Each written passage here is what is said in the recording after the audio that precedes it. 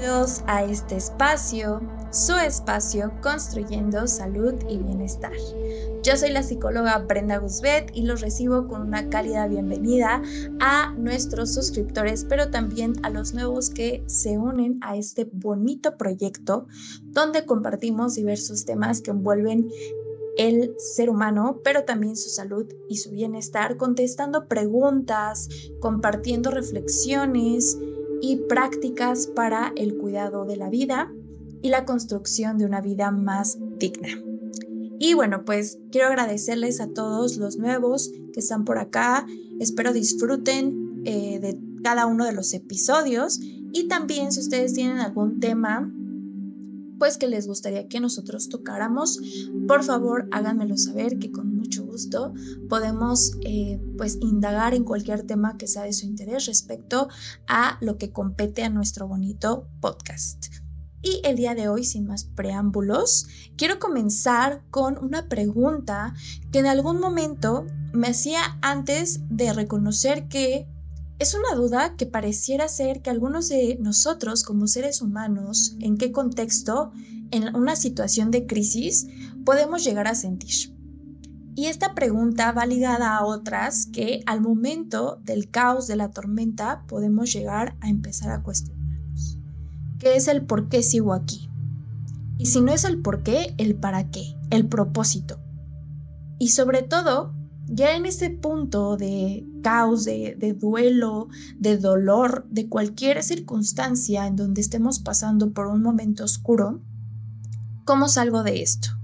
Y es que justo es eso, que pese a esa situación tan difícil y complicada que sea por la cual tú estás pasando, hay algo que a ti y a mí, que estamos aquí, que justo mencionaba en un video una youtuber, que la buena noticia es que si estás viendo esto es que sigues vivo. La mala es que en algún punto todos ya no lo estaremos. Pero hay algo que como seres humanos nos mantiene aquí, en este presente, en esta tierra. Y la pregunta es, ¿qué te mantiene? ¿Qué me mantiene a mí? ¿Qué es lo que nos da ese impulso para seguir, continuar pese a todas las adversidades que podemos encontrar en esta experiencia de vivir? Porque entonces eso que a mí me da una fortaleza tiene que ser no solamente desde el aguante, del resignarse, del rendirse o suprimir lo que en realidad uno siente, que a veces eso lastima y confunde con dureza. Y que en algún punto eso algo que realmente no tiene una firmeza clara, que es algo frágil y que me hace estallar, que no me da la claridad ni el carácter para persistir ante el caos y puede ser algo realmente quebrantable, o uno tiene la idea de ser de metal. Y al final hay algo que nos mantiene de pie. Pero no todas las motivaciones son sanas, porque pueden llegar a ser tan vacías y no darnos aquello que realmente necesitamos. Anclarnos a la vida desde la dignidad y desde la salud. Y bueno, ¿qué es esto de la ancla? Porque en algún momento yo en la universidad, viendo mis clases y demás herramientas que nos brindaban, un profesor nos habló del ancla emocional y nos pidió que lo investigáramos. Entonces, para mí fue algo que se quedó muy en claro.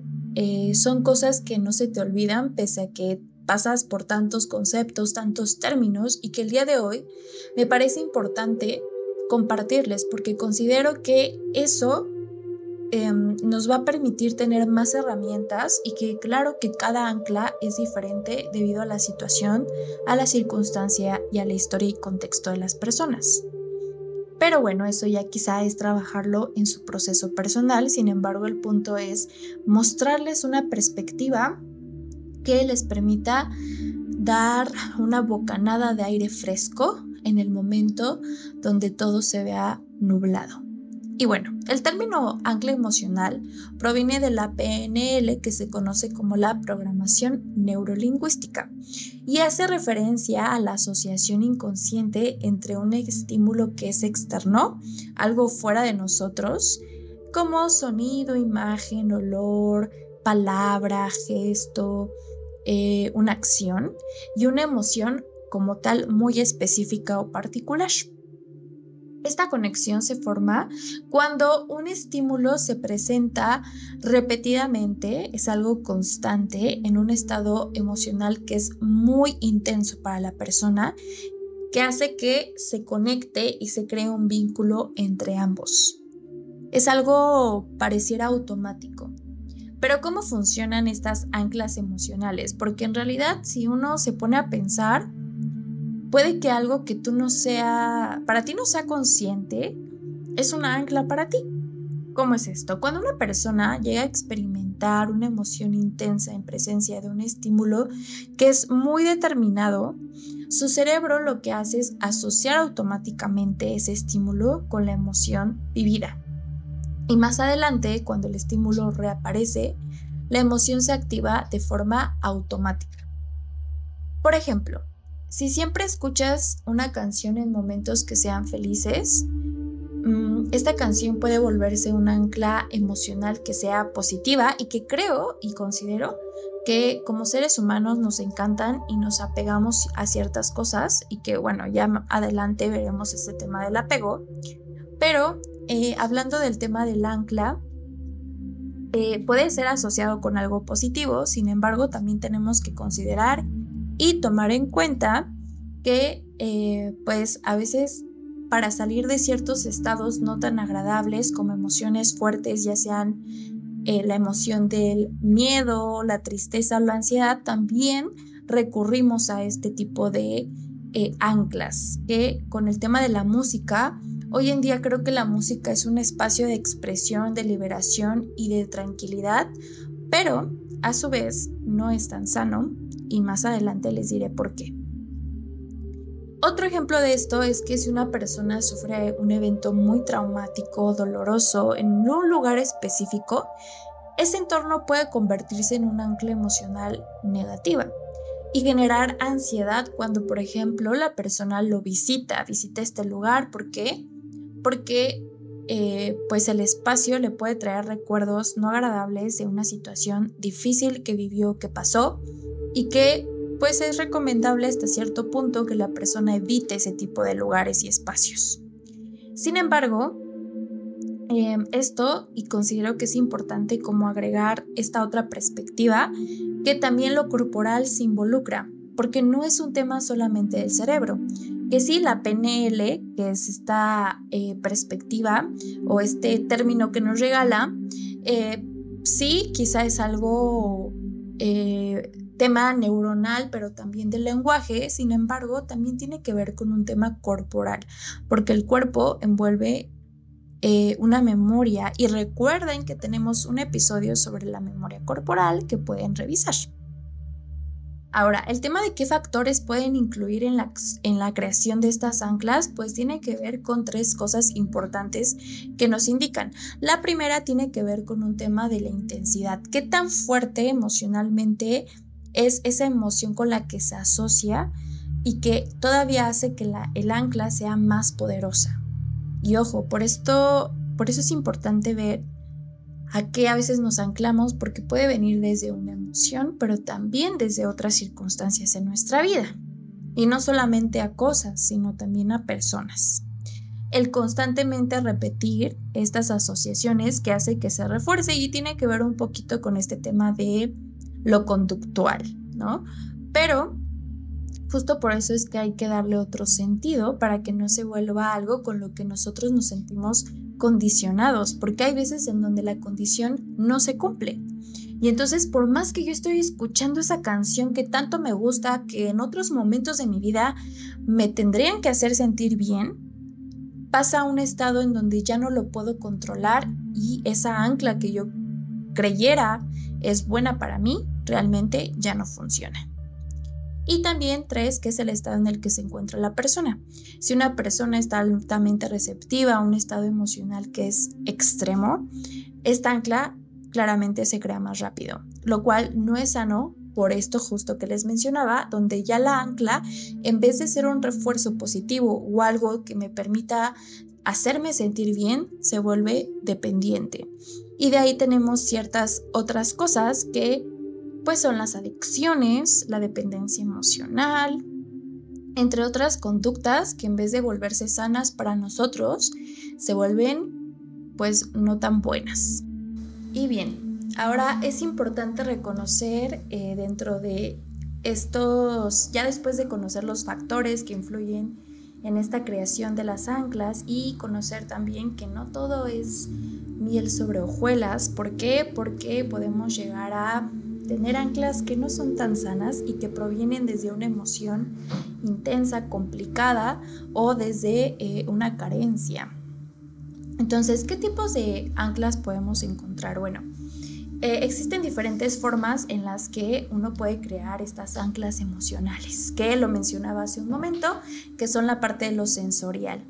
Es decir, que involucran los 5 sentidos básicos que conocemos. Otros dicen que hay muchísimos más, pero nosotros nos vamos a basar únicamente en los básicos, comenzando por el visual, que justo mencionábamos, un lugar, también puede ser una imagen, también puede ser un color, y el ejemplo que teníamos era que era un sitio en particular, puede evocar sentimientos de alegría, nostalgia o miedo, y ya uno va a identificar por qué. Puede ser que no sea algo como tal consciente, pero al final es una ancla. También al tema de lo auditivo, como mencionábamos con la canción, la música, un tono de voz, porque una canción al final te transporta a un momento específico, sobre todo el pasado, y si se dan cuenta a veces es difícil escuchar cierto tipo de música cuando estamos trabajando en un tema de duelo, desapego, porque pues lo asociamos con alguien que quizá ya no está en nuestra vida, y más si es una canción de amor que pues a veces por elección uno decide ya no escuchar más para que no cause más conflicto. También ciertas palabras, una frase dicha en un momento crucial puede generar una reacción emocional automática. Y ojo, hablando de temas tanto agradables como desagradables, porque puede ser que una palabra, una frase a mí me haga sentir bien, me haga sentir más fuerte, y que incluso en el discurso, a veces en la forma en la que nosotros creamos un diálogo con nuestro cuerpo, nuestro espíritu, con nuestra persona, puede ser algo que nos guía hacia un momento agradable o desagradable. ¿Por qué lo menciono? Porque a veces en nuestra historia, si se dan cuenta, hay eventos en nuestra vida que son tan fuertes que nos hacen como revivir la situación. Y como mencionaba, el cuerpo tiene memoria. Entonces, si es una frase constante o es un discurso constante el que nosotros escuchamos y alimentamos, por ejemplo, tú nunca vas a poder lograr lo que tú quieres, ¿no? O siempre tienes que tener cuidado. O hace poco una paciente me compartía, como siempre te tienes que preparar para lo peor. Esa es una frase que puede determinar muchas cosas en nuestra vida, en la manera en que elegimos y al final vivimos nuestro camino. Entonces, si lo ponemos del otro lado, el lado fuera de eso, y cambiamos ese discurso, y al final si ese discurso viene de mamá, papá, la familia, la historia familiar, uno como individuo tiene que salir de ese estado para construir otro tipo de anclas y entonces decir qué tipo de discurso a mí me gustaría tener en mi vida, porque al final es mi vida, y lo que haya pasado con la historia de mis papás, hermanos, la abuelita, el abuelito, todo eso pasado no determina cómo vaya a ser el curso de mi vida, porque es mi elección. Es importante conocer esta historia para no repetir los patrones, pero al final esto se puede volver una ancla que no me permita crecer y entonces sea algo que siga repitiendo dentro de mi discurso. Por eso es importante ver qué emoción se liga con esa palabra o esa frase, y justo con un ejercicio terapéutico donde la persona pueda cambiar ese chip o esa programación neurolingüística, palabra, acción, emoción, o en lo corporal esa memoria, pues nos da la posibilidad de que las anclas sean para la sanación y no para recordar o revivir momentos no tan gratos. El tema del olfato ayuda en la parte de la aromaterapia, por ejemplo, un perfume, el olor a comida casera, la comida de mamá, también ayuda. Porque, por ejemplo, si eres una persona con el sentido del olfato muy activo, pues te puede ayudar a recordar a esa persona especial. Y sobre todo la aromaterapia se utiliza para personas con ansiedad. El fin no es que cure la ansiedad, y eso es lo que a veces las personas no comprenden. La emoción va a estar, pero el punto es ir trabajándola para que esa emoción no controle ni domine mi vida en lo absoluto. Entonces es ahí cuando si ponemos cierto aroma, por ejemplo, yo luego les pongo a los pacientes en esta parte para que se conserven sus muñecas y puedan olerlo cuando se sientan con ansiedad, para que inhalen y exhalen, y entonces pues a través de esa ancla recuerden que ese olor en específico los saque de ese momento de ansiedad crítico y que les permita volver a su aquí y a su ahora. Otras más kinestésicas, es decir, que envuelven quizá el tema del tacto o el contacto, es el abrazo de alguien importante, una textura que al final también son anclas que nos permiten salir de situaciones pues complicadas en nuestra vida, que entonces en ese momento de dolor, de sufrimiento, de tristeza desagradable, el saber que si a mí como persona, en mi autoconocimiento, en mi trabajo, conociendo aquello que me hace sentir bien, sé que un abrazo de alguien importante para mi vida me hace sentir bien, lo voy a tomar o incluso lo voy a empezar a pedir, porque eso es algo que si tenemos el desconocimiento, la ignorancia o creemos que el lidiar con las emociones de cierta forma, como pidiendo ayuda o pidiendo un apapacho, un abrazo, una caricia, una palabra, no es sano, pues va a ser complicado el llegar a este punto de dialogar, ¿no? Y de decir, oye, ¿sabes qué? En este momento lo menos que quiero es que me critiques, que me juzgues, que me digas, ya ves, ya te dije, sino al contrario, por favor, ¿me puedes dar un abrazo? O dime que todo va a estar bien. Y pues que la otra persona esté dispuesta a acompañar, claro está. Y por eso es importante que, bueno, durante este episodio les invito a que vayan revisando ustedes qué tipo de anclas, de acuerdo al concepto y al término que revisamos, ustedes alimentan en su vida diaria.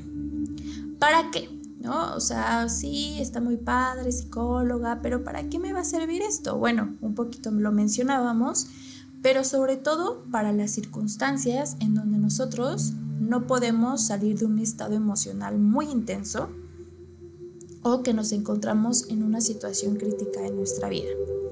Sí hay, como todo, el reforzar las emociones que son positivas, y lo pongo así entre comillas porque es importante que recuerden que no hay algo negativo ni positivo ni dualizar. Se trata de que al final uno perciba las emociones como lo que son, y que si hay emociones muy fuertes, más allá de desvalidar y negar la emoción, al contrario, uno la identifique y uno diga, ok, en esta emoción, ¿qué es lo que yo necesito? Que son estas anclas que cada uno tendría que ir identificando conforme a su proceso individual. Porque se pueden crear anclas emocionales intencionalmente con esta conciencia para asociarla con emociones, pues sobre todo que me hagan sentir tranquilidad, paz, confianza, motivación a través de ciertos estímulos, que son cosas buenas para mí, ¿no? Que sean cosas para alimentar mi cuerpo, que sean cosas que me mantengan anclado a la vida. Y creo que justo por eso viene este término de ancla, porque va zarpando en el mar de las situaciones complicadas y complejas, pero que es aquello que me va a llevar al borde en donde yo ya voy a poder ver con claridad todo y no me voy a sentir en un mar perdido entre tantas circunstancias. El superar los traumas también a través de dejar de asociar ciertas cosas o situaciones con lo negativo también puede ayudar, ¿no? Y el justo cambiar esta forma de percepción de un discurso, una palabra, algo externo a mí, y cambiarlo por algo que sea más agradable también puede ayudar. Y otra cosa también importante, que tiene que ver con el tema del aprendizaje, ¿no? Ayuda a mejorar la forma de asociar la información con emociones placenteras para la parte de la memorización. Yo en lo personal les puedo compartir que a mí me gustaba estudiar con música tranquila, que me hiciera sentir cómoda, en un espacio iluminado, en donde no hubiera mucho ruido, en donde yo estuviera cómoda, comiendo algo que me guste, porque eso es asociar como tal el tema del estudio con algo bueno, ¿no? Y por eso es que a los niños se les invita a que si cuando van a realizar tarea tengan un espacio individual que sea propio, que sea independiente a todo lo de la casa, que no tenga ruido visual ni auditivo, que se les puede poner cierto tipo de música, que tengan a la mano ciertos snacks buenos para la mejora del aprendizaje, porque recuerden que el segundo cerebro es el intestino grueso, y que lo puedan armar a su forma, porque al final va a ser su espacio. Y ya desde ahí, incluso el cómo se asocia el aprendizaje, si constantemente hay regaños, hay exigencias o ni siquiera hay interés por parte de los padres, el niño puede llegar a asociar el aprendizaje como algo que disfrute o que sea no tan agradable para su vida, y por eso les es difícil hacer tareas.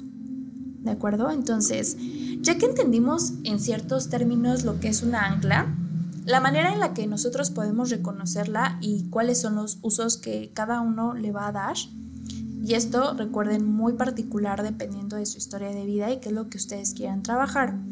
Muchas veces el tener esta ancla de esta forma no es tan sencillo como parece, porque hay maneras de programar nuestro cerebro, como lo mencionaba, con la parte de lo neuronal, la acción y el lenguaje. Nuestra razón pareciera que es lo único que se limita, ¿no? Y por eso para mí es importante compartirles este enfoque de lo corporal, y que incluso tiene que ver con un tema espiritual. Porque como tal, en este podcast le ponemos esa intención, ¿no? Lo que buscamos es ofrecerles a ustedes otras perspectivas de la vida y cómo vivirla, y que no solamente sea un ancla que en cualquier mal paso uno se pueda desprender, ¿no? Porque al final un ancla tiene que ser firme, más fácil de lo que nosotros podemos desapegarnos de las cosas, porque vaya que nos cuesta trabajo. Y entonces ahí viene otro término que es más hacia el budismo y lo espiritual. Hablábamos sí también del tema de la memoria, y como les mencionaba, tenemos un episodio dedicado a esa parte para que comprendan la importancia de reconocer nuestra memoria corporal, y pues tener ese contexto previo a decir por qué es que tengo este tipo de anclas, por ejemplo, por qué asocio esto con esto. Y ya en el tema de lo espiritual, pues el cómo podemos llegar a tener un asidero. En el budismo, el concepto de asidero espiritual puede relacionarse con la tendencia de la mente a aferrarse a ideas, creencias o prácticas como una forma de buscar esta seguridad o estabilidad en nuestro camino espiritual. Que, digo, si nos vamos a temas del budismo como tal, recuerden que esto, pues, al final se trata de no tener apegos a nada, incluso a la espiritualidad. O sea, no puedo volverme un fanático religioso o un fanático budista, porque eso también puede ser un obstáculo para la verdadera liberación de las cosas. Entonces, justo por eso es que hay que identificar desde dónde yo estoy creando esta ancla que a mí me hace decir, es que esto me hace sentir bien. Por ejemplo, con el tema del cigarro o de otro tipo de sustancias que las personas eligen como un recurso para poder sentirse mejor.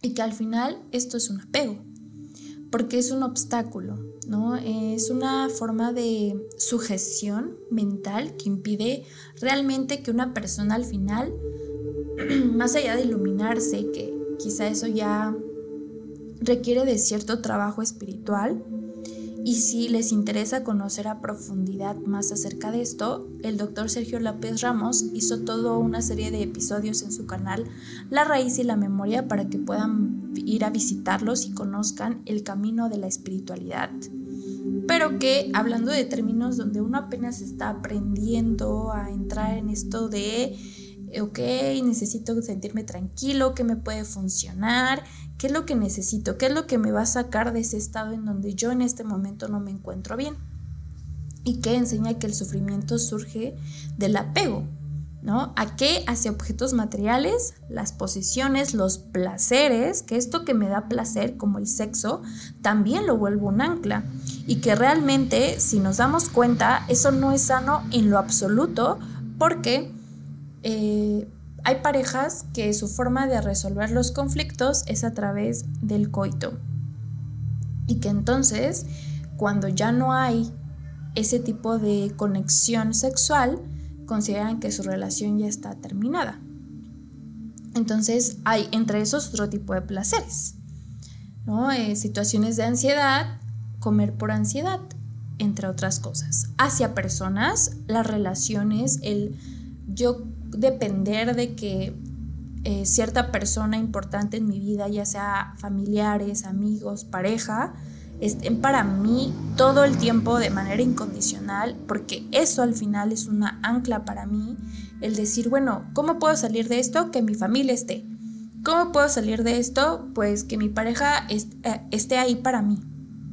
Y que eso al final, como lo mencionábamos en un inicio, crea una dependencia emocional, y aunque es un ancla que pareciera positiva, uno no puede depender de lo que digan o hagan las otras personas. No puedo hacer que mi ancla sea una persona, porque una persona también tiene su libertad de elección, tiene su libre albedrío, también tiene sus decisiones. ¿Y qué va a pasar el día que esa persona, por situaciones individuales, no puede estar para mí? Y es ahí cuando viene el sufrimiento, por el apego, por no saber soltar a esta persona o a estas personas. Y también hacia ideas y creencias, el constantemente estar obsesionado con algo, con incluso el lado de la ciencia, el raciocinio, la lógica, que no me permite conocer esto otro, pero que yo también me vuelva un hippie y que diga nada de la ciencia es real, por ejemplo, ¿no? El punto es el camino de en medio, que es justo el siguiente apartado de lo que es el asidero espiritual. Pero incluso el aferrarse a una práctica espiritual puede convertirse en un obstáculo si la persona se obsesiona, y es que justo es eso, ¿no? Puede haber anclas en mi vida, pero no me puedo obsesionar con un ritual, con un concepto, con que la meditación mágicamente me va a permitir salir de todo eso que yo quiero evitar, en lugar de vivir con plena conciencia de que, a ver, una ancla por un momento me puede, por así decirlo, sacar de un estado, ¿no? Pero no lo es todo.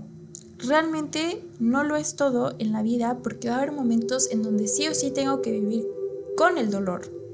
Y está bien, porque es parte de la vida, y de eso habla la conciencia. Sin embargo, cuando ya esté pasando por ese estado de vivir con dolor, no con sufrimiento, porque son dos cosas diferentes, y si quieren en algún episodio ya hablaremos de eso, cuando yo soy consciente de que, justo como lo mencionaba en el episodio anterior, hablamos de que la oscuridad es parte de la vida, que el dolor es parte de la vida, y sin oscuridad no habría luz. Entonces, si una persona trabaja en esa conciencia, puede vivir, puede transitar y puede aceptar y reconocer que hay situaciones en la vida que uno no puede controlar. Pero si ya es una situación muy fuerte, el tener estas anclas me va a permitir cómo poder salir sin evitar, sin posponer, sin querer aparentar como que no pasa nada. Y entonces van a ser herramientas para el momento de la situación en el camino de aprendizaje. Porque el camino del medio, de acuerdo al budismo, evita estos extremos, ¿no? Estos extremos en donde algo material va a convertirse en mi ancla, se va a volver mi todo, va a ser como esa sensación de satisfacción, que eso incluso también puede ser una ancla, en donde tengo un vacío y decido comprarme algo material, que incluso en la analogía que hacíamos la compartíamos. Por más que yo compro, por más que yo hago, no me siento cómodo, no me siento al final bien conmigo mismo. Y adquiero cosas materiales y tengo a lo mejor una estabilidad económica muy buena, Pero si adentro no estoy bien, nada de lo que pase afuera me va a hacer sentir bien tampoco. Y pues de esta idea donde está toda la parte espiritual y que va a llegar a alguien y me va a salvar, o que esto me va a permitir como hacerme sentir mejor, y hay veces en donde no me es permitible, ¿no? Y un practicante de esta parte espiritual, ¿no?, nos invita a seguir un camino en donde haya sabiduría, donde uno pueda comprender la impermanencia, que nada es para siempre, y que hay un estado en donde nos vamos a sentir vacíos, pero que ese vacío lo vamos a poder llenar de otras cosas, no solamente de porquerías, de emociones banales que no me hagan sentir al final del día bien conmigo misma. De ética, que es actuar desde la compasión y la moralidad, porque la compasión, recuerden que también tenemos un episodio de qué es la compasión y cómo ser compasivos, me va a permitir entender que todo en esta vida tiene una justicia, aunque pareciera en mi estado moral, porque la moral es algo que se construye de acuerdo a la sociedad, puede que no sea justo, comprendiendo que las situaciones a veces son justas, aunque a mi mirada no me parezca. Y la meditación, que es cultivar un espacio en donde la atención plena se viva sin apego, porque al final la meditación, lo escuchaba en una plática, es un estado en donde no hay productividad. La meditación en sí no te va a generar algo económico o monetario o material, pero sí te va a traer otros aprendizajes a tu forma de vida. Y es que la práctica al final no lo tiene que ser todo, porque tu práctica tiene que ir más allá de tu yoga o de tu meditación en el tapete, porque ahí está muy padre y claro que se ve muy bonito y la gente te puede llegar a admirar. Pero si vamos a la realidad, la práctica tiene que ir a la cotidianidad. Entonces, ¿cómo podemos ir superando esta idea de posesión y de que constantemente creamos que algo de afuera va a venir a salvarnos, en vez de, sí, tener esos recursos? Pero una cosa es tener esos recursos y herramientas y otra cosa es no querer confrontar la situación. Y esa es ahí donde parte la diferencia. Porque si alguien se aferra tanto a un ancla como a la parte de la espiritualidad como un medio para evadir el sufrimiento sin comprender la naturaleza real de las cosas, está creando al final un tipo de apego. Porque justo ahí, con la idea de evitar el dolor, que no nos gusta el dolor, es evitar vivir la vida misma. No se puede vivir una vida sin dolor, pero sí sin sufrimiento. Entonces, Buda enseña que la verdadera práctica no es poseer la verdad, sino soltar todas las ideas fijas, estructuradas, muy, muy racionales y rígidas que a veces podemos llegar a tener. Y algunas enseñanzas son la vacuidad, que es no hay nada sólido a lo que aferrarse, ni siquiera el yo. Porque puedo cuidar de mi cuerpo, puedo cuidar de mi espíritu, pero al final todo se vuelve un vacío.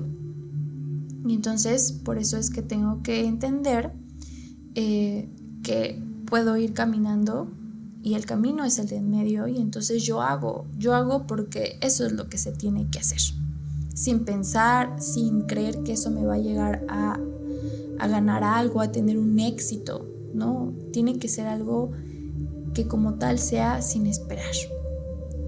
El segundo punto es el no apego, no aferrarse ni a placeres, ni a doctrinas, ni a que esta es la verdad absoluta. Al contrario, yo los invito a que se cuestionen a qué tanto de esto ustedes lo tienen muy implantado en su forma de ser y de pensar, y cómo esto realmente sí les ha ayudado o les ha impedido sentirse bien consigo mismos. El no self, que es no hay una identidad permanente a la que apegarse, porque uno puede estar en constante transmutación, transformación y movimiento, porque aquello que no se mueve se estanca, y todo lo que se estanca se pudre y ya no sirve. La vida, recuerden que nos trae este movimiento, y que entonces uno como ser humano puede aprender a ir fluyendo como el agua pasa por el río. el aquí y el ahora, que es practicar la atención plena sin buscar alcanzar un estado espiritual.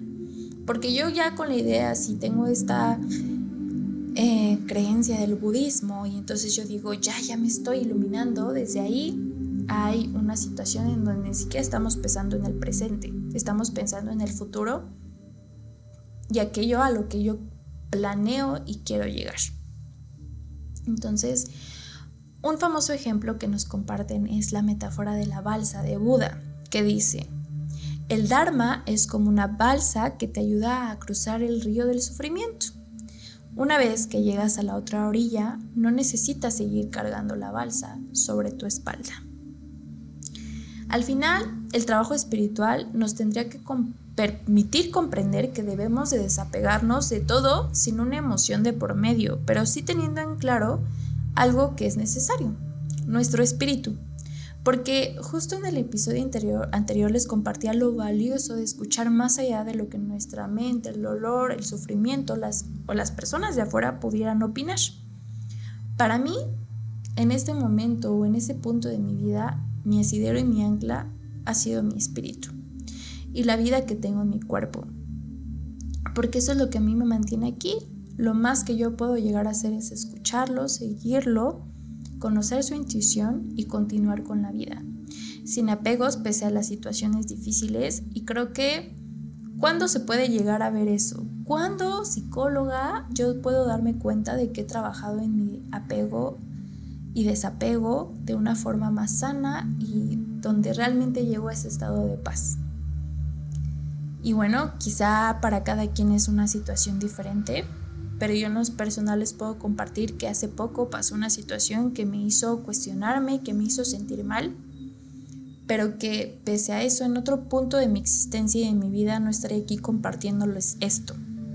Sin embargo, gracias a esa enseñanza, que aunque fea y dolorosa, ¿y quién debería de verdad elegir algo así para entender? Pues creo que nadie, pero es parte de la existencia. Y entonces dejar de aferrarse a las cosas y entender que todo tiene un movimiento fuera de mi control y que yo lo único que puedo hacer como ser humano es adquirir esa enseñanza, así sin más, haciendo y moviéndome. Espero que hayan disfrutado mucho de este episodio. De verdad que es un tema que llega en un momento justo, como lo mencionaba, y que por favor compártanlo con aquellos que deberían de estar escuchando esto para seguir teniendo herramientas que nos permitan construir una vida en armonía, en paz, en tranquilidad, con salud y bienestar. Y nosotros nos vemos hasta la próxima.